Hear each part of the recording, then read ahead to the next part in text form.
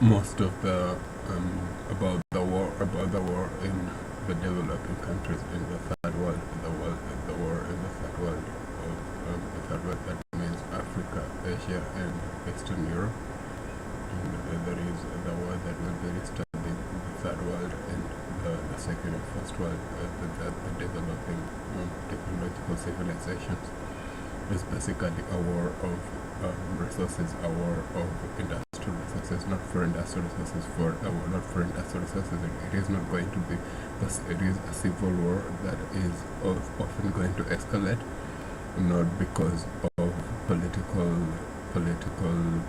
reasons, as we have studied the migrations, the rural to urban migrations. It is not, we are not getting political refugees in all refugee centers. We're not getting political refugees. We're getting economic and financial refugees. So that it is a war.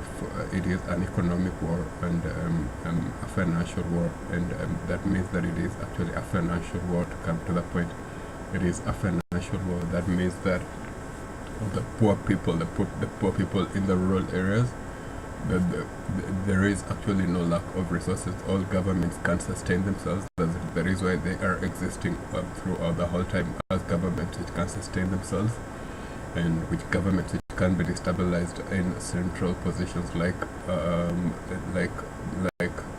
their capital cities, so that when a financial war reaches the capital city, the capital city gives the power, the authority of the parliament to the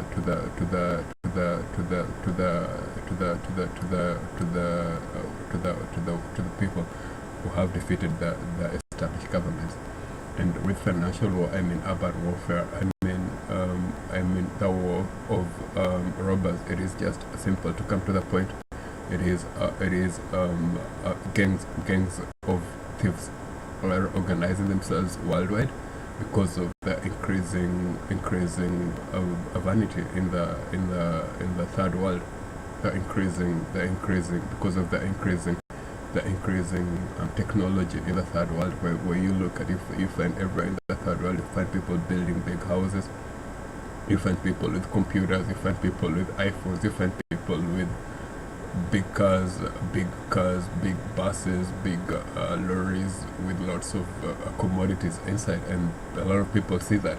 And what happens is that you find also a lot of weapons, so that what you have is you have small gangs joining up and using their language, using their language privileges, their language privileges to join tribes, and to join tribes of poor people who have dreams of getting all these commodities to go and fight the established world, so that it is actually a very, very stable world. The third world is as stable as the first world.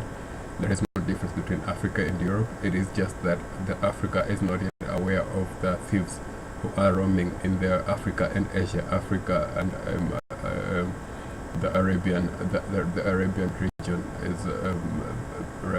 through to Eastern Europe, is not aware of how lax their security is in terms of protecting themselves and their neighbors and their property, because due to the local governments and the local governance, they do not feel threatened by their neighbors, that the neighbors can steal from them, but they are not aware of the neighborhoods that can develop within months, of people who can join within months to form a gang of thieves who can rush in with lorries, with just a few lorries. They can just buy a few lorries, a few second-hand lorries, and employ 100 people to employ another 1,000 people to just move into the capital city, and attack the capital city and destabilize the telecommunication centers, and declare a state of emergency. How easy it is to declare a state of emergency, and once the state of emergency is not responded to in a local manner, when the local government doesn't have it is governed only from one central point, like from a capital city. If a capital city is the only source of information and only source of authority for the rest of the country, it means that it is very easy to kill any government by attacking the capital city, by attacking one or two specific buildings. So it is possible to destabilize any government by just attacking the Ministry of Information, any Ministry of Information or Ministry of, because they don't have to attack the Ministry of Defense, because the Ministry of Defense is dependent on the Ministry of Information for further action, and that is what is happening. They just have to kill a few citizens, and there is a state of emergency because nobody is prepared that for the violence that robbers can commit by killing people and taking their property, by looting, by shooting people and burning down houses and stealing their property, with including livestock and women and children, kidnapping women and children and stealing livestock, and in addition to the cars and the cars that they find in the different suburbs of the cities that they steal, and the cars that they park in with the hi-fi and different other commodities that they can take with, and looting and burning down all the rest of everything that they cannot take. So that is actually what is actually emanating and what is growing and what we should be prepared for. The whole internet that we will have to take any when any government is attacked and any stable government is attacked, it should not depend on help from outside. What all governments should, all internet governments and all internet users and internet electors should be prepared for is they should be prepared for to understand this as just robbery, armed robbery with violence, and they should be able to attack, to defend themselves with their numbers, through the statistics that they collected, that there are people, and they should not depend on help from outside, because it is actually a war that can be stopped in the grassroots, a bushfire that can be stemmed in the beginning. It is a war that can be avoided. It is an embarrassment that can be avoided by studying demographically, by studying the number of people that are needed to destroy a capital city, to destroy a centralized government, to destroy a centralized to destroy a centralized government, by just studying what is attacked and what is normally looted. So what we are expecting for the third world is expecting is just a war of armed robbery, urban violence, urban warfare, of the concrete jungle. It is actually just a war for iPhones and car hijackers. When car hijackers become organized, it is just car hijackers and kidnappers. And they will kidnap little. They'll just hijack, and they want to keep what they get. And they've learned that when they have somebody in the capital city organizing the new infrastructure, organizing the new government, they can keep everything that they've looted. And that is basically the logic that I see, and the logic that is actually emerging from the analysis of the war zones of all over Africa and Asia and Eastern Europe, that it is just a war for material benefits, not for political benefits. Because when the war starts, it doesn't even start far from the apple does not even fall far from the tree.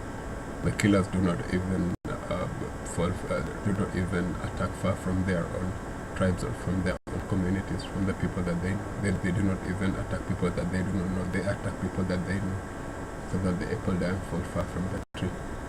And it is just a war for material benefits, because there is no argument for political amnesty or political refugees of members of the same tribe who have never attacked each other in freedom times. How does political tension arise in a neighborhood where people who have never been politically at loggerheads, have never argued politically against each other? People who have been sustained by rich people, how can they apply for political for political violence against people who are able to sustain themselves financially. So that it is, when one looks at it, to be honest, it is just a war of robbers, which has to be stopped in the neighborhoods, when it starts by governments, by the people who are able to communicate with the neighboring communities, with the neighboring tribes, because a tribe is an army in itself. A tribe is a local government and an army, a very, very viable army, which can stop war in any other tribes, as it was in the former times, as it was in the past, in the present, and it should be in the future. That a neighboring tribe can stop the war in another tribe, and it is basically just a war for material benefits, for money and property and premises, and what is normally the help that one normally has to ask for from outside is normally not coordinated, and leads to the destruction of all tribes in any country, because all tribes are destabilized and have to wait for the one community to solve its own security problems. And these are actually minor security problems that can be solved by any tribe or any community in any given time, even if it was in the past, when one goes through the different coups and coup d'etats in any government, in the different civil wars and unrest and tensions. It is actually a case that has been repeated, and it is something that can be stopped when one considers the amount of blood, sweat, and tears, and financial and money and material resources that one uses up just making calls for something that can be stopped immediately in any country, anytime.